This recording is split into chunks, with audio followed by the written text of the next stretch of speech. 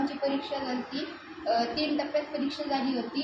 पहिल्या टप्प्यामध्ये पेपरावर लिहायचे होते, त्यामध्ये मी पास झालो. त्यानंतर मी दुसऱ्या टप्प्यामध्ये कॉम्प्युटरवर लिहायचं होतं, त्याच्यामध्ये मी पहिल्या दिवशी 15 तास एरोप्लेनमध्ये बसून सगळे मुलं कंटाळली होती. त्यामुळे पहिल्या दिवशी आम्हाला काहीच ठरवलं नाही, आम्हाला रूममध्ये बसून आराम करायला लावलं. त्यानंतर दुसऱ्या दिवशी आम्ही Smithsonian air and space museum यामध्ये गेलो आणि तिथे आम्हाला मुख्य म्हणजे माझा फेवरेट SR-17 ब्लॅकबर्ड हे एरोप्लेन म्हणजे फायटर जेट बघायला मिळालं. त्यानंतर स्पेसमध्ये जाऊन आलेला एक विमान म्हणजे डिस्कवरी ते बघायला मिळालं. त्यानंतर आम्ही दुसऱ्या दिवशी आम्ही नासा हेडक्वार्टर्समध्ये गेलो आणि तिथे आम्ही वेगवेगळे म्हणजे प्रयोग बघितले. नासा हेडक्वार्टरनंतर आम्ही खूप वेगवेगळे म्युझियम्समध्ये गेलो, आम्ही तिकडे म्युझियम बघितले. त्यानंतर आम्ही फ्लाईटमध्ये बसून ऑरलँडोला गेलो आणि तिकडे ऑरलँडोमध्ये पहिल्या दिवशी आम्ही डिझनीलँडमध्ये गेलो आणि डिझनीलँडमध्ये वेगवेगळे आम्ही खूप एन्जॉय केलं. डिझनी परेड बघितली. कोणत्याही डिझनीच्या पिक्चरच्या स्टार्टिंगमध्ये जेव्हा ते कॅसल दाखवतात ते कॅसलसुद्धा बघितलं. आणि त्यानंतर दुसऱ्या दिवशी आम्ही तिकडे केनेडी स्पेस सेंटरमध्ये गेलो आणि तिसऱ्या दिवशी आम्ही ATX ॲस्ट्रोनॉट ट्रेनिंग एक्सपिरियन्स तिथे गेलो. तिकडे आम्हाला वेगवेगळे ॲस्ट्रोनॉट ट्रेनिंग एक्सपिरियन्समध्ये वेगवेगळी आम्ही ॲस्ट्रोनॉट अवकाशात जाऊन काय करतात ते बघायला भेटलं. आणि जर ॲस्ट्रोनॉट जर अवकाशात गेले आणि जर त्यांच्या मशीनमध्ये काही खराबी झाली तर आपण काय करायचं त्याचा प्रत्यक्ष अनुभव घेतला. आणि त्यानंतर आम्ही मार्स वॉक नावाचा एक सिम्युलेटर होता, त्याच्यामध्ये व्ही आरच्या आतमध्ये आपल्याला मार्समध्ये वॉक करतोय असं वाटायचं. आणि त्याच्यामध्ये म्हणजे आमची टीम होते, मग मार्स वॉकच्या टीममध्ये आमचा पहिला नंबर आला. आणि जे अवकाशात जाऊन मशीन नीट करायचं जे सिम्युलेटर होता त्या सिम्युलेटरमध्ये आमच्या टीमचं नाही आलं, पण दुसऱ्या टीमचं सगळ्यात जास्त स्कोअर झाला होता.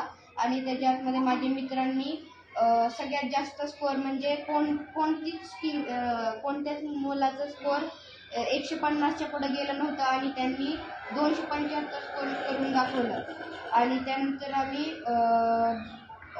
वेगवेगळ्या ऑरलँडोमधले म्युझियम तिकडचे पण वेगवेगळे म्युझियम्स बघितले. त्यानंतर आम्ही सॅन फ्रान्सिस्कोला गेलो.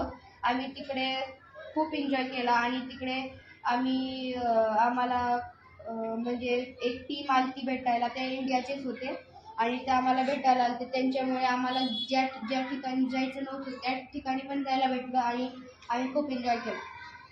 आणखी राहण्याची वगैरे काय सुविधा होती? राहायला आम्हाला खूप म्हणजे चांगले हॉटेल्स होते. सगळ्यात पहिल्यांदा जेव्हा हायर प्लेसमध्ये गेलो तेव्हा ते 4 स्टार हॉटेल होतं आणि त्यानंतर दुसरं हॉटेल होता IHG नावाचा एक हॉटेल होता. ते हॉटेल पण 4 स्टार होता.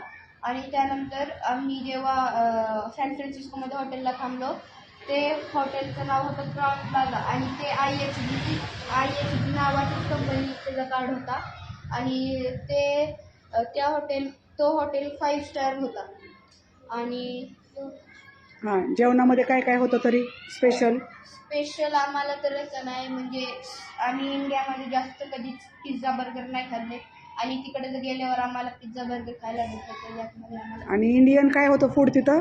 इंडियन फूड म्हणजे आम्हाला पावभाजी खायला भेटली आणि जे पावभाजीचे मालक होते त्यांनी आम्हाला $45 म्हणजे $4,500 बॅग गिफ्ट केली. Very good. आणि सायंटिस्ट वगैरे भेटले का तुम्हाला?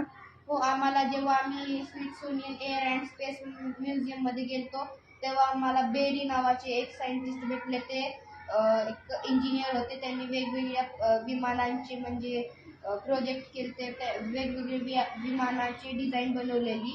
आणि त्यांनी ते रिटायर झाल्यानंतर ते त्या म्युझियममध्ये दुसऱ्या लोकांना माहिती सांगण्यासाठी ते तिथे काम करत होते आणि तेच आम्हाला बरोबर माहिती सांगायला भेटते. आणि जयंत नारळीकर यांची कन्या पण आपल्याला भेटली ना? हां. त्यांचं काय नाव होतं? जयंत नारळीकर यांच्या मुलीचे नाव होते गिरिजा नारळीकर. हां, त्यांनी काय तुला गायडन्स केलं? ते गुगलमध्ये काम करत होते आणि मी त्यांना वेगवेगळे प्रश्न विचारले, जसं की आता हे जेमिनी ए आय आहे आणि गुगलचाच पार्ट आहे. मग गुगल हे तर एक कोणत्याही मोबाईलमध्ये पहिल्यापासूनच ॲप येते आणि त्याला डिलीटच करता येत नाही. आणि जर जेमिनी ए आय बघितलं तर त्याच्याबाबत जर बोललो तर ते आत्ताच्या मोबाईलमध्ये येतं, पण आधीच्या मोबाईलमध्ये ते आधीपासूनच ॲप येत नाही. तर तसं का, ते प्रश्न विचारले. आणि जेमिनी एआयचा काय उपयोग सांगितला त्यांनी? जेमिनी ए आयमुळे आपण वेगवेगळे म्हणजे प्रोजेक्ट्स करू शकतो. आपल्याला जे माहिती म्हणजे कळत नाही ते त्यांना विचारू शकतो. आणि वेगवेगळे ए आय आहेत ते. हां, म्हणजे एआयचे कोणकोणते प्रकार आहेत मग? ए आयचे ChatGPT A I, Meta A I, Gemini A I, perplexity, chatbot A I, हे मला माहीत आहे. आणखी नासा सेंटरमध्ये गेल्यावर तिथले पण शास्त्रज्ञांनी माहिती दिली का तुम्हाला? म्हणजे आम्ही नासाच्या सेंटरमध्ये गेलो, तिकडे आम्हाला सायंटिस्ट भेटले. त्यांनी तिथं तुम्ही काय काय पाहिलं पण? तिकडे आम्ही म्हणजे 3D ॲनिमेशन होतं, आम्हाला रूममध्ये नेलं आणि तिकडं असं वाटायचं म्हणजे असं एक मूव्हीसारखं दाखवलं आणि तिकडे असे आपण असं वाटायचं की आपण प्रत्यक्ष तिकडे गेलेलो आहोत. आणि जे यान दाखवलेत, कोणकोणते यान दाखवलेत? आम्हाला सॅटर्न 5 म्हणजे जे पण सगळ्यात पहिल्यांदा चंद्रावर गेलेलं यान होतं ते यान दाखवलं. आणि त्यानंतर आम्हाला हे अपोलो 11 ते दाखवलं. त्यानंतर आम्हाला डिस्कवरी जे स्पेसमध्ये जाऊन आलेलं यान आहे ते दाखवलं. आणि एखाद्या यानमध्ये बसण्याची संधी मिळाली का? यानमध्ये बसायची संधी मिळते. आणि ह्याचं पण सिम्युलेशनचा पण अनुभव घेतला का तुम्ही? हो, सिम्युलेटर. त्याच्या काय होतं त्याच्यामध्ये? सिम्युलेटरमध्ये आता ATXमध्ये एक सांगायचं राहिलं माझं, की त्याच्यामध्ये आपण असं वाटायचं की आपण एक यानामध्ये बसलो आहोत आणि मग त्याच्यामध्ये 2 जण बसायचे. एक जण लँडर होता आणि एक जण ड्रायव्हर म्हणजे चालवणारा ड्रायव्हर पायलट. मग माझा मित्र होता आणि मी होतो. मग माझा मित्र लँडर झाला आणि त्याने प्लेन मार्सवर एकदम चांगल्या पद्धतीने लँड केलं आणि मी ड्रायव्हर होतो. मी तिथून उडवणार आणि दुसऱ्याकडे जाणार आणि मग माझा मित्र ते लँड करणार. मग त्याच्या आतमध्ये 3 लेवल होते, इझी, मीडियम आणि हार्ड. मग आमची टीम होती, 4 जणांची टीम होती. कारण की 2 जण असून फायदा नाही, कारण की ते इथून तर लँड करू शकतात पण त्यांना माहिती देण्यासाठी अजून कोणतरी पाहिजे, इन्फॉर्मेशन देणारे. हा. मग 2 जण दुसरे होते ना, ते सगळ्यात पहिल्यांदा आम्ही त्यांना माहिती देत होतो. मग मीडियम लेवलमध्ये काय व्हायचं की ते यान आहे ना 360 डिग्री एकदा फिरायचं आणि हार्डमध्ये 4 वेळा 360 डिग्री फिरायचं आणि इझीमध्ये 180 डिग्री एकदा. आणि त्यानंतर मग आम्ही सगळ्यात पहिल्यांदा त्यांना गायडन्स केले. आम्ही त्यांना चांगली गायडन्स केलं होतं, त्यामुळे त्यांना काय म्हणजे प्रॉब्लेम आली नाही. त्यांनी एकदम चांगल्या पद्धतीने लँड केली. त्यांनी मीडियम लेवल घेतलेला, पण माझा मित्र म्हटला की आपण हार्ड लेवल घेऊन बघू. मग आम्ही हार्ड लेवल घेऊन बघितलं तर आम्हाला सगळ्यात पहिल्यांदा असं वाटलं की खूप भीती वाटेल, पण जास्त भीती वाटली नाही. आणि त्यांमध्ये म्हणजे आम्ही खूप चांगल्या पद्धतीने केलं. माझे जे मित्र होते त्या दोघांनी म्हणजे त्याच्यातमधला पायलटचं नाव होतं हर्षवर्धन. त्याला माझ्या जे माहिती देणारा मित्र होता त्या मित्राने थोडीशी चुकीची माहिती दिली, त्यामुळे त्याने पुढे नेऊन डायरेक्ट मार्सवरच्या दगडाला त्याची स्पेसशिप ठोकली, धडकली. त्यानंतर त्यामुळे खूप म्हणजे सगळी मुलांचं झालं तर पण आमचं शेवटी राहिलेलं. मग सगळी मुलं बघत होती, सगळी मुलं हसायला लागली. आणि मग ते ज्यावेळेस घेतला अनुभव त्याच्यानंतर तुम्हाला असं वाटलं का आपण प्रत्यक्षात आपण हे सगळं करू शकतो, स्पेसमध्ये जाऊन आपल्याला हे करायचंय, असं काही वाटलं का? सगळ्यात पहिल्यांदा हे बघायच्या आधी मला असं म्हणजे IAS ऑफिसर बनायचं होतं, पण हे सगळं बघितल्यानंतर मला असं वाटतं की मी ॲस्ट्रॉनॉट बनायला पाहिजे. त्याच्यामध्ये किती चान्सेस आहेत? म्हणजे काय काय करू शकतो तू अजून? आत्तापर्यंत तर भरपूर शोध लावलेत, भरपूर सगळ्या काही ॲस्ट्रॉनॉटच्या त्या क्षेत्रामध्ये भरपूर प्रोग्रेस झालेली आहे. मग आता आणखी काय प्रोग्रेस करायचं तुमचा विचार आहे? मला लहानपणीपासूनच मला एक शोध लावायचा होता. त्याच्यामध्ये लाईटच्या स्पीडने कोणतरी जाणारी गोष्ट, म्हणजे आतापर्यंत लोकांनी लाईटची स्पीडचा तर शोध लावलाय की एक लाईटची स्पीड नावाची स्पीड आहे की तो 30 लाख किलोमीटर पर सेकंडच्या स्पीडने कुठेही जाऊ शकते. पण त्याचा शोध अजून कोणी नाही लावला की त्या स्पीडने अजून आपण कुठे ट्रॅव्हल करू शकतो. मग मी त्याचा शोध लावणार की आपण सेकंदात कुठेही जाऊ शकतो. म्हणजे प्रकाशाचा जो वेग आहे, म्हणजे लाईटचा स्पीड, त्याने आणखी कोणकोणते कामं होऊ शकतात त्याचा वापर करून, आहे की नाही? ऐकलंय की जर आपण त्या लाईटच्या स्पीडने ट्रॅव्हल करत राहिलो आणि जर आपला कोणता तरी दुसरा माणूस आहे त्याने लाईटच्या स्पीडने म्हणजे ट्रॅव्हल नाही केला, ते आपल्या नॉर्मल जीवनासारखे जीवन जगत आहे आणि आपण लाईटच्या स्पीडने ट्रॅव्हल करत करत जीवन जगत आहे, तर आपल्यासाठी जर 1 वर्ष गेलं तर त्याच्यासाठी तो खूप जास्त म्हणजे खूप जास्त प्रकाश वर्ष त्याच्यासाठी ते निघून गेलेले असतात. हां, म्हणजे आपण जे हॉलिवूडच्या पिक्चरमध्ये बघतो की फ्युचरमध्ये जाणं, पास्टमध्ये जाणं, ते ह्याचाच भाग आहे का? हो, याचंच बघ. हां, लाईटचा स्पीडचा वापर करतात का तिथं? आणि त्याच्यामध्ये आपण फक्त एक काल्पनिक बघतो की मशीन आहे, त्या मशीनमध्ये गेलं की आपण फ्युचरमध्ये गेलो, पास्टमध्ये गेलो. फ्युचरमध्ये गेल्यावर आपण स्वतःला म्हातारे पाहू शकतो, किंवा आपल्या ज्या पुढच्या पिढ्या आहेत, आपले नातवंड वगैरे, त्यांची ते तुम्ही डोरेमॉनमध्ये पण पाहिलं ना, पाहता ना तुम्ही? किंवा ते पास्टमध्ये जाऊन त्यांच्या स्वतःच्या आजोबांना भेटून येतात. तसंच हे सगळं जे शोध आहे हे सगळे तसे शास्त्रज्ञ काय करतात, शोध लावतात नोबितामध्ये वगैरे, जे फ्युचरमध्ये जाऊन किंवा पास्टमध्ये जाऊन. हे तुम्ही पाहिलेले हॉलिवूडच्या फिल्ममध्ये पण आपण पाहतो, तिथं ह्या लाईटच्या स्पीडचाच वापर केलेला असतो. म्हणजे जी वेळेची गती आहे, ती वेळेची गती या टेक्नॉलॉजीचा वापर करणार त्याचा वेळ फार फास्ट जाणार.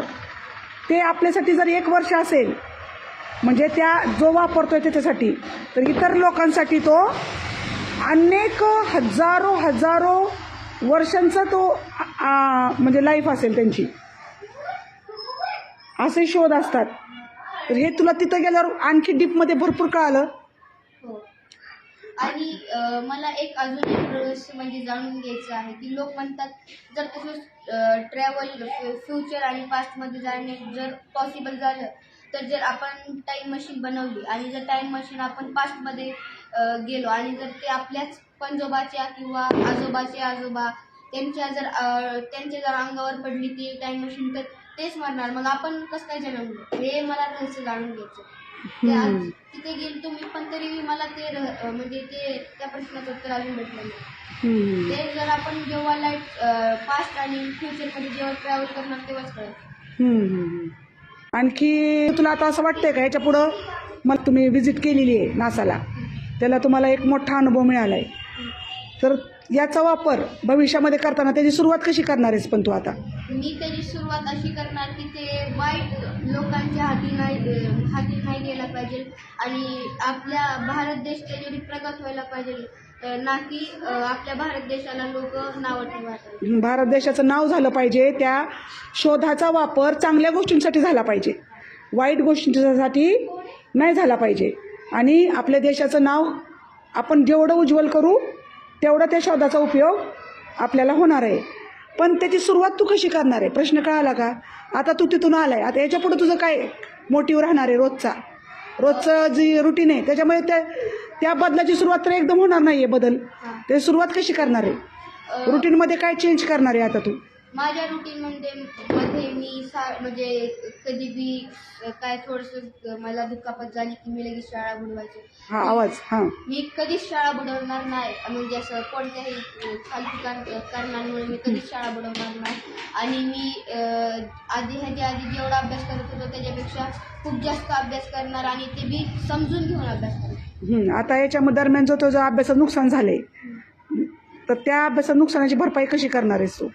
आता मी जेव्हा शाळेत गेलो तेव्हा माझ्या ज्या मित्रांनी सगळं जे मित्र या 15 दिवसात प्रेझेंट होते त्यांच्याकडनं सगळी माहिती म्हणजे त्यांची वही घेऊन मी सगळी माहिती घेणार. वहीमध्ये सगळंच नॉलेज असेल का शिक्षकांची पण मदत घ्यावी लागेल? शिक्षकांची बी मदत घ्यावी लागेल कारण की त्यांनी बरोबर लिहिलंय का, त्यांना कळालं होतं तरी त्यामुळे त्यांनी लिहिलंय का, त्यांना तुला जे अडचणी येतील पुस्तकं वगैरे, तुला पुस्तकं सगळी वाचावी लागणार पुन्हा. आणि जे तुला काही अडचणी आल्या तर ते कुणाला विचारायचं? शिक्षकांना. आणि न घाबरता की आता माझं बुडलं आहे मग मी कसं विचारू, काय म्हणतील की तू जर बुडवले, तरी न घाबरता भीती मनात न बाळगता तुला शिक्षकाला विचारणं आवश्यक आहे. समजलं का मुलांनो? सर्वांना बऱ्यापैकी माहिती झाली का बाळांनो? चला आता उमरसाठी, आणि तुम्ही एवढी छान माहिती ऐकून घेतली त्याबद्दल उमरसाठी सर्वांनी मस्तपैकी जोरात क्लॅप गो करायचे. क्लॅप गो.